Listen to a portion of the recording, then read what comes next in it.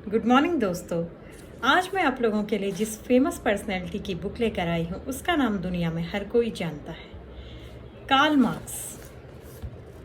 आप में से हर किसी ने अपनी स्टूडेंट लाइफ में कभी न कभी कार्ल मार्क्स के बारे में ज़रूर पढ़ा होगा। ख़ास तौर पर अर्थशास्त्र के जो विद्यार्थी होते हैं इनके बारे में और इनकी लिखी हुई काफ़ी बुक्स आप सभी ने ज़रूर पढ़ी होंगी। कार्ल मार्क्स के बारे में हिंदी में हमारे लिए जानने का बहुत अच्छा मौका लेकर आए रामवृक्ष बेनीपुरी जी। ये book Karl Marx Rambriksh Benipuri ji ने लिखी है। 75 रुपीज़ की बुक है, गार्गी प्रकाशन से। पूरी बुक हिंदी में है, जिससे हिंदी जानने वालों को ज़्यादा से ज़्यादा कार्ल मार्क्स के बारे में जानने का मौका मिले। रामवृक्ष बेनीपुरी जी की बात करें तो एक बहुत महान साहित्यकार हैं। आप लोगों ने स्कूल टाइम में अपने ज़रूर रामवृक्ष बेनीपुरी जी के बारे में पढ़ा होगा, इनकी रचनाएं पढ़ी होंगी। ये बिहार के मुजफ्फरपुर में जन्मे हुए साहित्यकार हैं, जो एक अच्छे साहित्यकार होने के साथ साथ भारत के एक बहुत बड़े क्रांतिकारी थे। असहयोग आंदोलन से लेकर कई बड़े बड़े आंदोलनों में रामवृक्ष बेनीपुरी जी ने प्रतिभाग किया था। इसके अलावा वो काफ़ी साल भारत की स्वतंत्रता के लिए जेल में रहे। जेल में काफ़ी क्रांतिकारी रचनाएं इन्होंने अपने देश प्रेम की रचनाएं की और देश प्रेम के साथ साथ अपनी साहित्य साधना भी निभाते रहे। बिहार हिंदी साहित्य सम्मेलन इन्होंने खड़ा किया था। इनकी आत्मा में राष्ट्रीय भावना लहू के संग संग बहती थी। इनके कई सारे संस्मरण भी हैं, जिनसे पता चलता है कि ऐसी क्रांतिकारी रचनाओं लिखने के कारण ही इनको बार बार जेल का प्रवास भोगना पड़ा। पर ये जेल के प्रवास के दौरान भी शांत नहीं बैठते थे, बल्कि वहाँ भी अपनी क्रांतिकारी रचनाएं लिखते रहते थे। इनकी अधिकांश रचनाएं इनके कारावास के दिनों में ही लिखी गई हैं।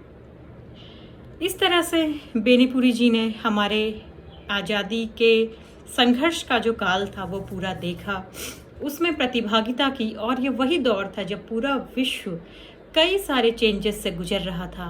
दो विश्व युद्धों के बाद विश्व की अर्थव्यवस्था में, सामाजिक व्यवस्था में, देशों के आपसी संबंधों में काफ़ी चेंजेस आए।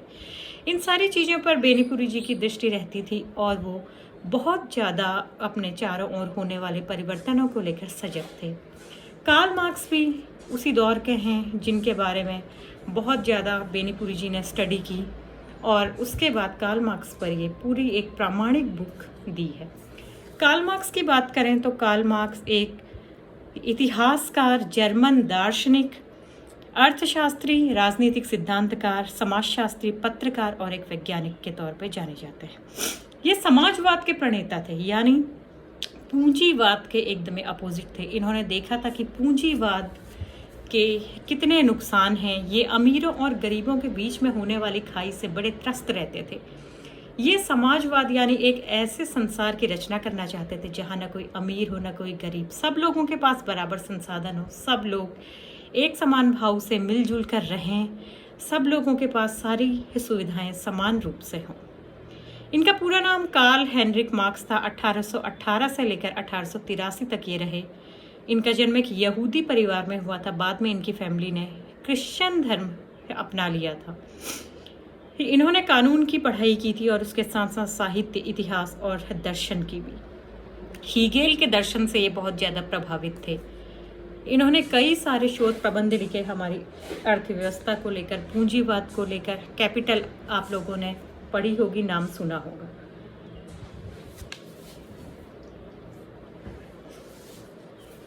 कार्ल मार्क्स के जीवन में जिन बातों का प्रभाव रहा, किन बातों से ये एक समाजवादी पूरे विश्व को बनाने की ओर अग्रसर हुए, ये हम लोग जानेंगे। ये बुक आप देख रहे हैं, बहुत ही अच्छी बुक है, 134 पेजेस की। इसमें ये बुक पढ़कर आप कार्ल मार्क्स के विचारधारा के बारे में, कार्ल मार्क्स की बातों के बारे में अच्छे से जान सकते हैं, समझ सकते हैं। इससे ज़्यादा आप लोगों को जानना है तो कार्ल मार्क्स के लिखा हुआ साहित्य, इनके लिखे हुए शोध कार्य आप लोगों को पढ़ने चाहिए।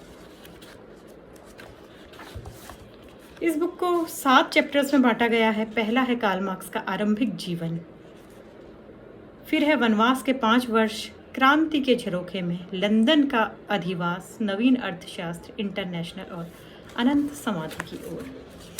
इनके बचपन में इनके पिता का भी बहुत योगदान रहा। वो भी एक पढ़े लिखे, जागरूक और बुद्धिमान इंसान थे। पिताजी ने इनको बहुत सारे पत्र लिखे अपनी सोसाइटी के प्रति, इनके कर्तव्यों के लिए, जिनका इनके जीवन पर काफ़ी अच्छा प्रभाव पड़ा। दूसरा सबसे बड़ा जो इनकी लाइफ में था वो जेनी, इनकी जीवन संगिनी थी, जिन्होंने बहुत लंबे समय तक इनका साथ निभाया और ये दिखाया कि किस तरह से एक लाइफ पार्टनर अपने पार्टनर को हर चीज़ में सपोर्ट कर सकता है। अच्छा लिखने में, अपने एम को पाने में, ज्ञान को पाने में इनकी वाइफ ने बहुत ज़्यादा योगदान दिया। अर्थशास्त्र की आलोचना।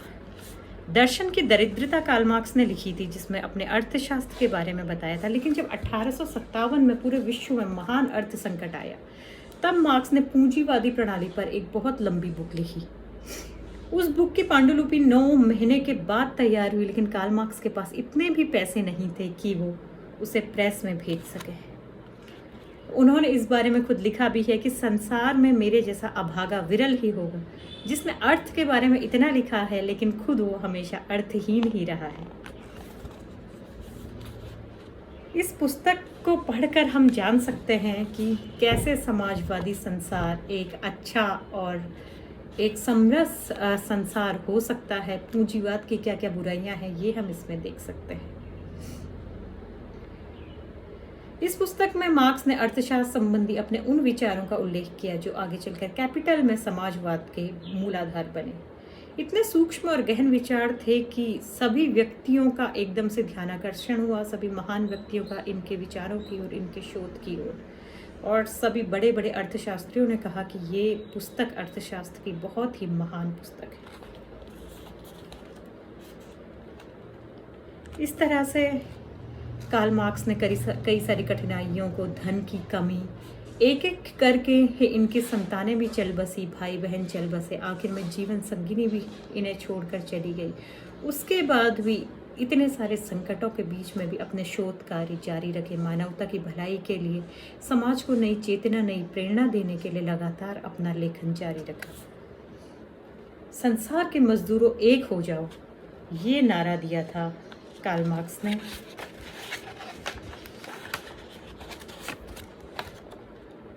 कार्ल मार्क्स केवल वैज्ञानिक ही नहीं थे, बल्कि एक प्रेरणापूर्वक क्रांतिकारी वैज्ञानिक थे।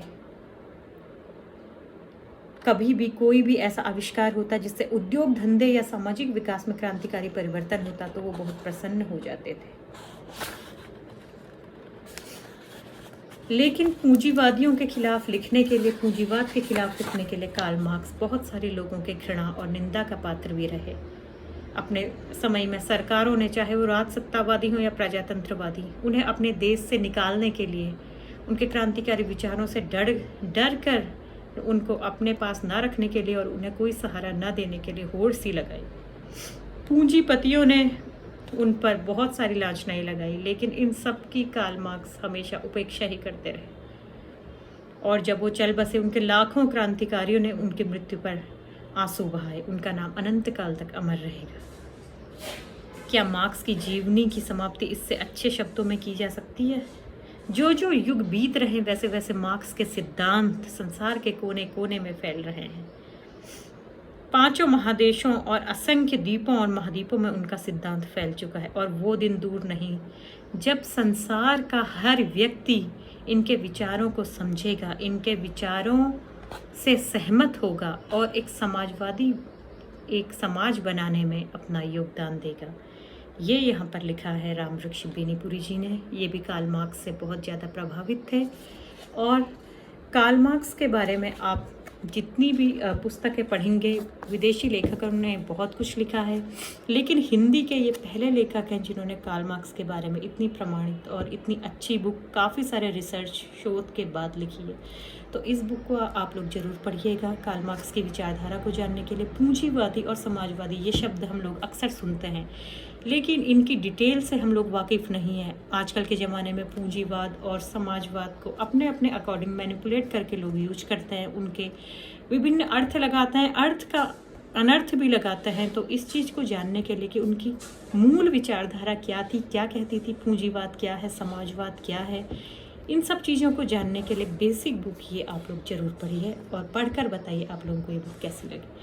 अगर आप लोग ऐसे ही सब्जेक्ट्स में बहुत ज़्यादा इंटरेस्ट रखते हैं, अर्थशास्त्र, राजनीति शास्त्र या फिर कोई और टॉपिक आपको बहुत ज़्यादा पसंद है, तो हमें कमेंट सेक्शन में ज़रूर बताएं। और हमारे चैनल को प्रचार करने के लिए लाइक और सब्सक्राइब करना ना भूलें। Thank you so much.